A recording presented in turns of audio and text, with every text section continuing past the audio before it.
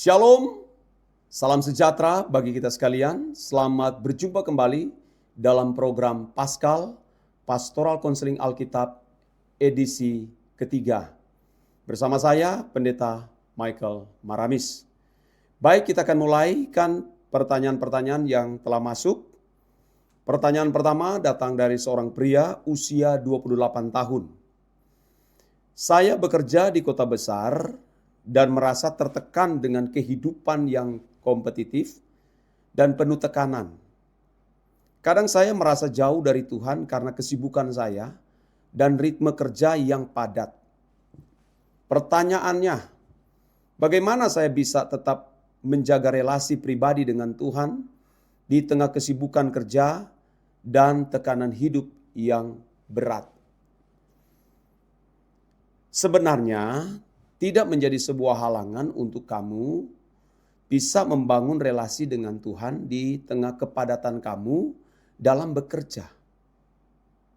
Kamu bisa merasakan Tuhan, bisa memuji Tuhan dan bisa menyembah Tuhan sambil bekerja. Karena Allah itu adalah roh. Ya. Barang siapa menyembah Dia, menyembahlah di dalam roh dan kebenaran. Artinya, bahwa Tuhan itu tidak terbatas pada ruang dan waktu. Ya, menyembah Tuhan tidak harus di gereja. Yang walaupun kita juga harus ke gereja. Menyembah Tuhan bukan hanya pada waktu sedang mengadakan pertemuan atau persekutuan, doa, lalu bisa menyembah Tuhan.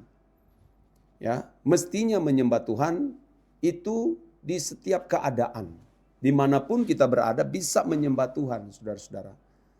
Tetapi tergantung sikap kita masing-masing, ya. Tergantung sikap kita masing-masing. Nah, tentu yang pertama kamu harus perhatikan, ya.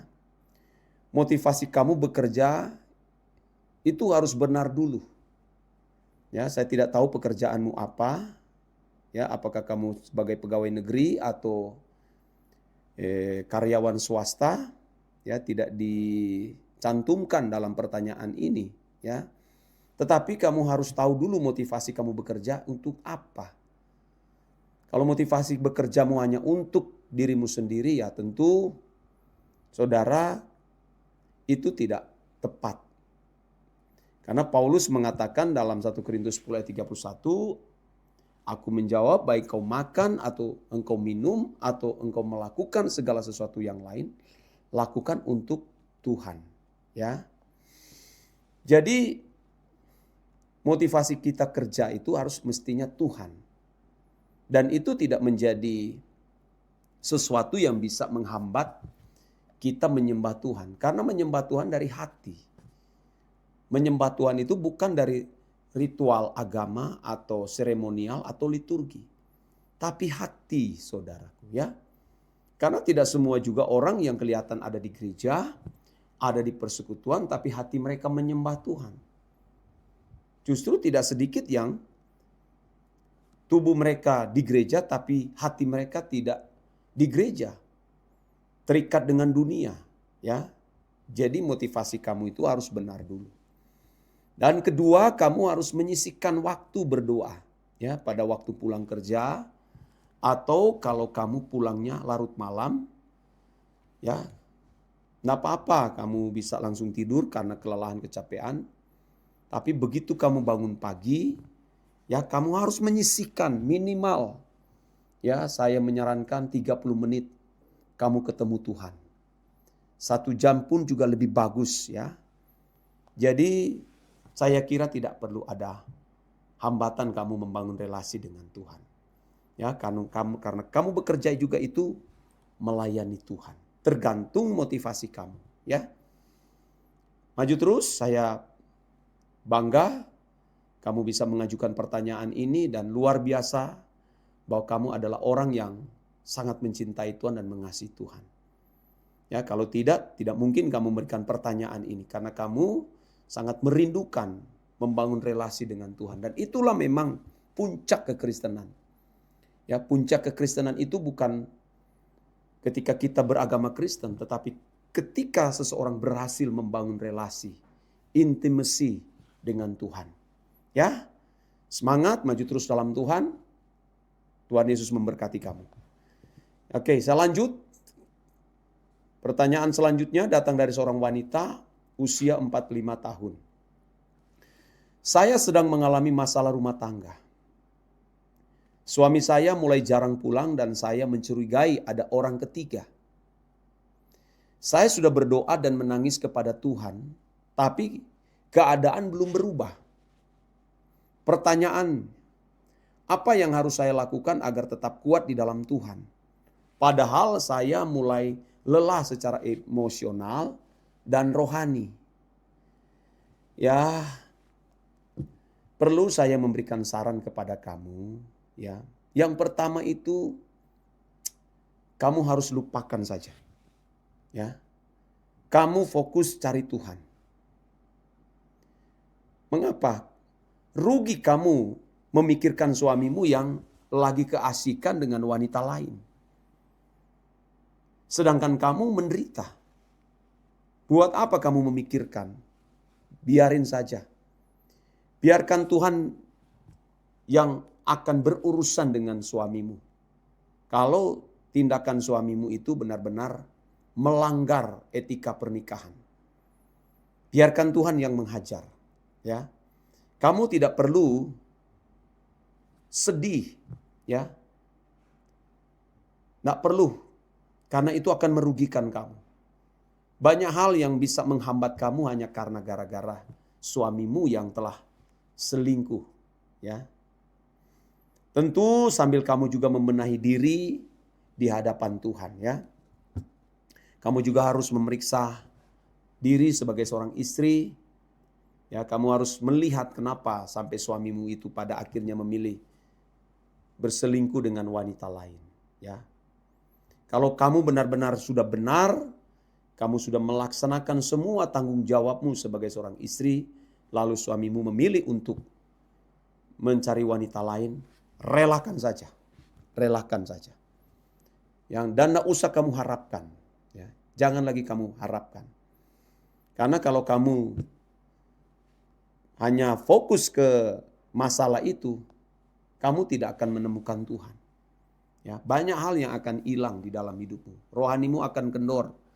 Nanti kamu akan terjebak dengan masalah-masalah itu. Kamu memilih cari Tuhan saja. Saya sarankan hidup suci, hidup kudus. Tuhan pasti akan membela kamu. Ya.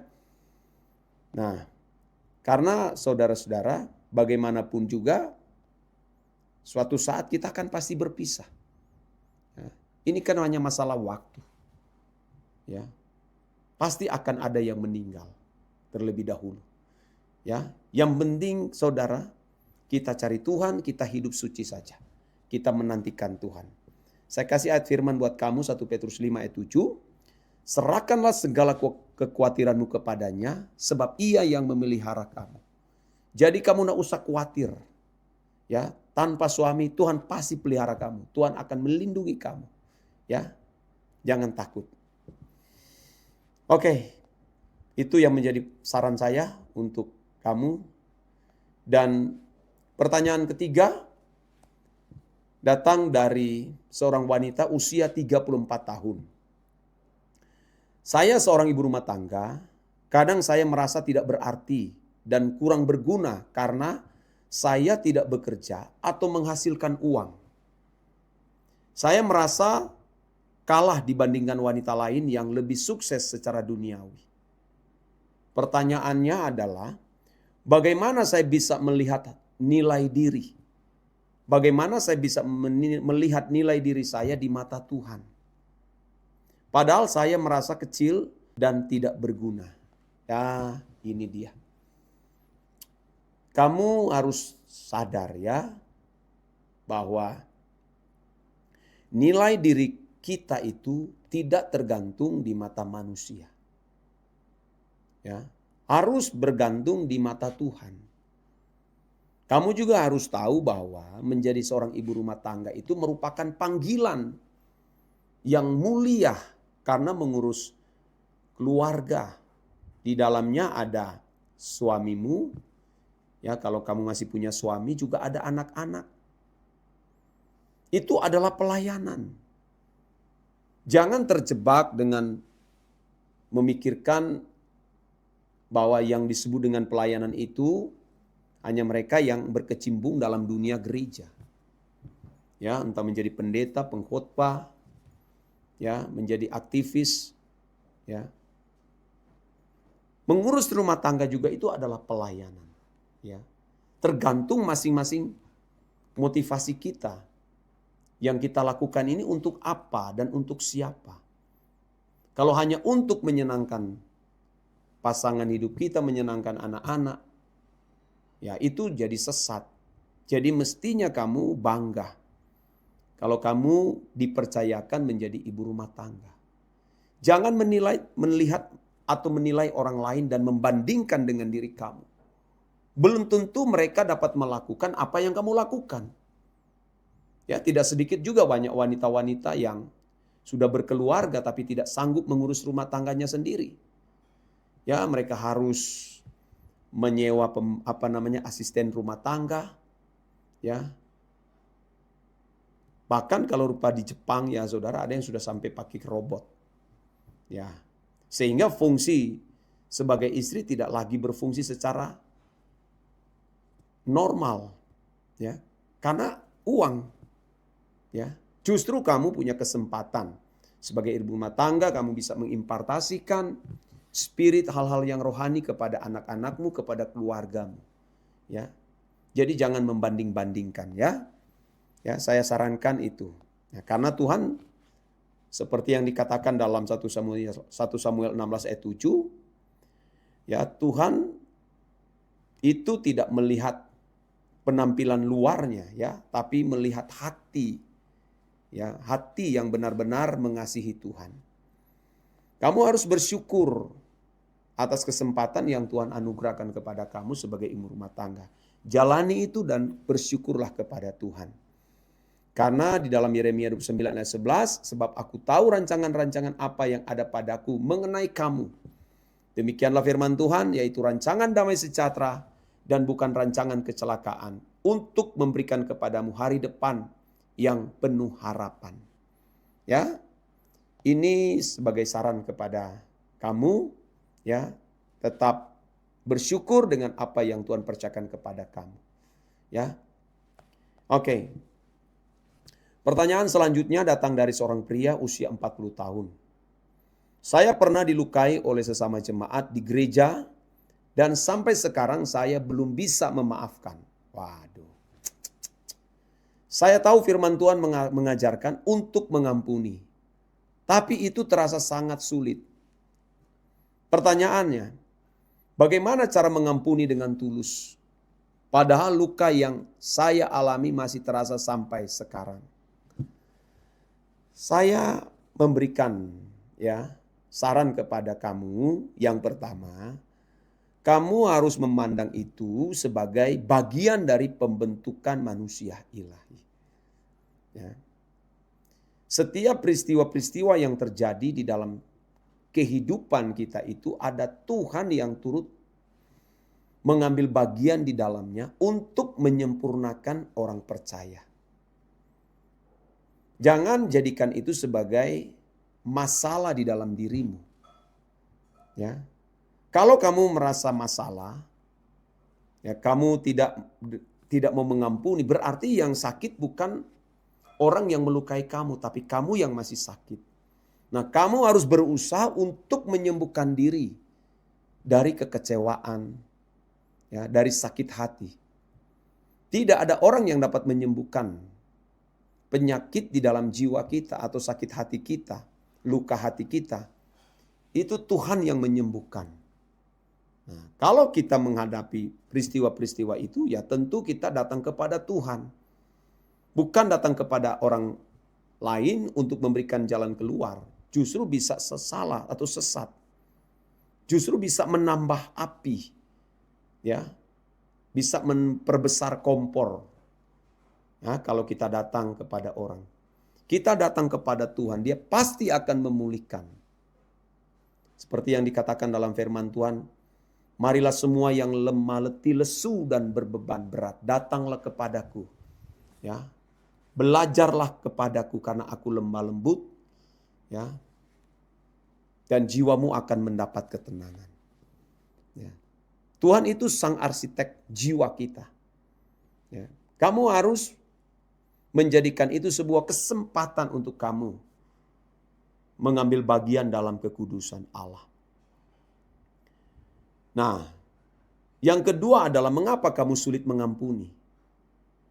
Nah, saya kasih tahu kepada kamu bahwa kamu itu lebih menghargai perasaanmu sendiri, perasaan dirimu sendiri, daripada kamu menghargai perasaan Tuhan.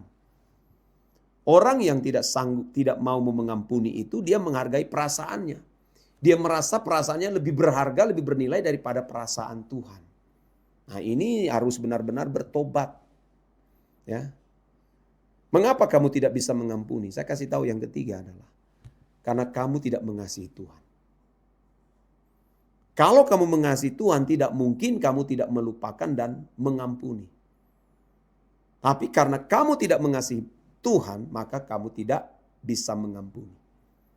Ya. Tapi saya bersyukur ya kepada kamu yang mau curhat, memberikan sebuah pertanyaan dan memohon saran. Itu luar biasa. Kamu anak Tuhan yang luar biasa yang mau membenahi diri. Ya. Tidak akan pernah atau tidak mungkin tidak akan ada orang-orang yang membuat kita kecewa, sakit hati. Akan ada, akar pahit ada. Bagaimana Tuhan Yesus pada waktu itu juga mengalami hal yang sama.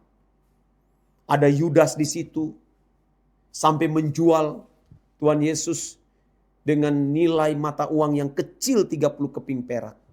Wah, itu sangat melukai. Ya.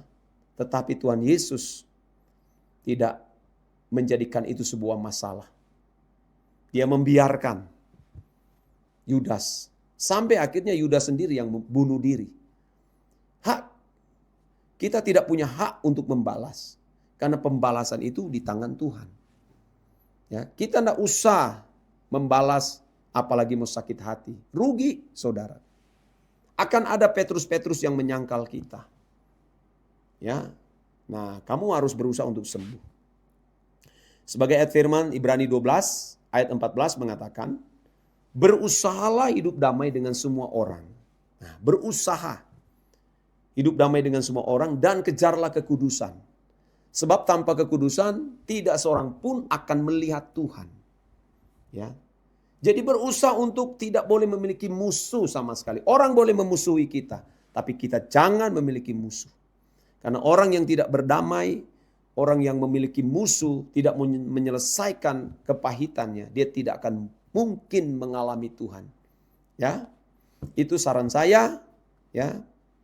Dan itu kiranya bisa menolong kamu untuk berubah, ya. Jangan lagi dendam, jangan lagi marah, ya. Serahkan itu ke dalam tangan Tuhan, ya. Memandang dia sebagai orang yang lagi sakit, ya. Kita harus memandang dia sebagai pasien yang harus kita selamatkan. Ya, pertanyaan selanjutnya datang dari seorang wanita 31 tahun. Saya sudah menikah hampir 5 tahun, namun belum juga dikaruniai anak. Setiap doa saya selalu berisi permohonan itu. Kadang saya merasakan Tuhan diam saja. Apa yang harus saya lakukan untuk tetap percaya pada rancangan Tuhan? Walaupun saya belum melihat jawaban atas doa saya. Nah, yang pertama, kamu harus mengerti dulu apa tujuan menikah. Kalau kamu tidak mengerti, memahami tujuan menikah, ya, maka kamu pasti akan kecewa. Pasti akan putus asa. Sehingga tidak sedikit kita melihat di luar sana tidak sedikit pernikahan-pernikahan yang putus di tengah jalan alias gagal. Tidak lagi melanjutkan pernikahan mereka. Karena tujuan pernikahan mereka salah. Salah. Rata-rata hanya karena kebutuhan biologis. Hanya untuk memuaskan hawa nafsu. Atau karena desakan dari orang tua. Karena orang tua mungkin dari segi faktor usia sudah mulai tua, ya, karena sudah di usia tua belum juga punya cucu, ya, maka didesak anaknya untuk menikah. Akhirnya saudara ketika menikah terjadi konflik. Ya, tidak mendapatkan anak. Ya. Ini bukan tujuan pernikahan sebenarnya. Tujuan pernikahan kita itu adalah bagaimana kita menggenapi rencana Tuhan. Ya, memang di kitab Kejadian tujuan pernikahan itu adalah untuk menggenapi mandat prokreasi. Ya, supaya bisa melahirkan anak-anak untuk memenuhi bumi. Tapi kamu harus memperhatikan bahwa dunia hari ini justru makin jahat. Makin jahat. Tidak sedikit juga mereka yang menikah mendapatkan anak bukan hanya satu, ada yang 2, 3, 4. Bukan dibawa kepada Tuhan, justru dibawa kepada kebinasaan. Nah, bagi kamu yang menikah mungkin sudah bertahun-tahun belum mendapatkan anak, tidak perlu dipersoalkan. Ya, tidak perlu dipermasalahkan. Ya, kamu masih tetap punya kesempatan melayani Tuhan. Ya, kalau kamu ingin punya anak, tapi kamu mandul atau ada penyakit, baik pasanganmu, kamu adopsi anak saja. Adopsi anak orang lain dan kamu besarkan dia, kamu urus, dan kamu bawa dia menjadi anak yang takut akan Tuhan. Itu jauh lebih bernilai daripada mereka yang punya anak sendiri dari darah dagingnya sendiri, tapi tidak membawa mereka kepada Tuhan. Itu sebuah bencana. Ya. Jangan kecewa, enggak usah kecewa ya. Tetap serahkan itu ke dalam tangan Tuhan. Tuhan beri, bersyukur, tidak diberikan juga, tetap bersyukur. Karena anak-anak kita ini tidak akan kita pegang selama-lamanya. Berapa lama sih kita bersama-sama dengan anak-anak kita? Tidak lebih dari 70-80 tahun. Setelah itu kita akan pulang dengan sendirinya. Tidak berbarengan dengan anak-anak termasuk pasangan hidup kita. Yang harus kita perjuangkan adalah bagaimana aku bisa mengenakan kehidupan anak Allah menjadi sempurna seperti Bapa dan menjadi serupa dengan Yesus Kristus. Ya, itu yang menjadi tujuan kita. Nah, saya kira itu boleh menjadi saran bagi kamu. Dan pertanyaan yang terakhir, ya, datang dari seorang pria usia 20 tahun. Saya sedang kuliah dan kadang merasa iri dengan teman-teman saya yang hidupnya terlihat lebih bahagia dan sukses. Saya tahu iri hati tidak baik, tapi sulit sekali untuk tidak membandingkan diri. Pertanyaannya, apa yang harus saya lakukan agar saya bisa lebih bersyukur dan tidak membandingkan diri dengan orang lain? Nah, ini penyakit di dalam jiwa manusia. Ya. Mestinya kamu tidak perlu iri. Untuk apa kamu iri? Ya. Apa untungnya? Coba, apa untungnya kalau kamu iri? Emangnya dengan kamu iri, dengan kesuksesan dan keberhasilan atau kebahagiaan orang lain itu dapat menambah keuntungan buat kamu? Yang ada adalah sakit hati, sakit jiwa. Ya. Kamu harus buang itu jauh-jauh. Itu spirit Lucifer, spirit kuasa kegelapan. Kamu fokus kuliah saja. Ya. Lagi pula belum tentu kamu melihat mereka bahagia, sukses, punya ini, punya itu. Belum tentu juga hasil usaha mereka, jangan-jangan itu juga milik orang tua. Uangnya dari orang tua. Ya. Kamu kuliah saja dengan baik, kamu belajar sebaik-baik mungkin. Sampai setelah kamu selesai kuliah, nanti kamu juga bisa mendapat pekerjaan. Kamu melamar cari pekerjaan. Ya. Tetapi yang masalahnya di sini adalah jangan sampai kamu tidak menemukan Tuhan. Itu ya lebih bahaya. Ya, sambil kamu kuliah, kamu cari Tuhan dengan sungguh-sungguh, hidup suci, hidup kudus, hidup tidak bercacat celah. Tuhan pasti akan membuka jalan buat kamu. Ya.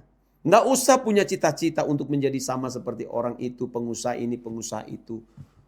Bercita-cita jadi dokter, jadi polisi, jaksa. Nggak perlu. Ya, yang penting saja kamu hidup suci, hidup kudus. Kamu melayani Tuhan dengan sungguh-sungguh. Kamu kuliah dengan sebenar-benarnya dengan sungguh-sungguh. Tuhan menyediakan berkat bagi kamu. Coba kamu lihat Yusuf. Apakah Yusuf punya cita-cita? Tidak. Malah yang dia alami itu penderitaan. Dimasukkan ke dalam sumur oleh saudara-saudaranya. Bahkan tidak puas mereka jual dia sebagai budak di tanah Mesir. Ada yang membeli Potifar. Dapat pekerjaan di rumah Potifar. Setelah itu dia dicatukan lagi oleh istri Potifar dengan menggoda supaya dia melakukan percabulan, percinahan dengan Yusuf. Dituduh masuk ke dalam penjara. Habis menurut kacamata manusia sudah selesai, sudah tidak punya harapan. Tapi karena Yusuf memilih untuk takut akan Allah. Dia hidup suci, hidup kudus. Maka tidak pernah menyangka, menduga. Akhirnya dia menjadi seorang perdana Mesir. Ya, Firaun hanya menjadi boneka. Sistem pemerintahan dikerjakan oleh Yusuf pada waktu itu. Yusuf tidak pernah bercita-cita. Nah, oleh sebab itu saya sarankan kepada kamu, buang jauh-jauh itu masalah iri dan cari Tuhan. Melekatlah dengan Tuhan, berdoalah setiap hari, ambil waktu bermeditasi dengan Tuhan dan melayani pekerjaan Tuhan. Ya, saya kira ini yang menjadi saran saya buat kamu. Dan berakhir pula ya program Paskal Pastoral Counseling Alkitab edisi yang ketiga ini. Nantikan kami di edisi selanjutnya. Bersama saya Pendeta Michael Maramis, Tuhan Yesus memberkati.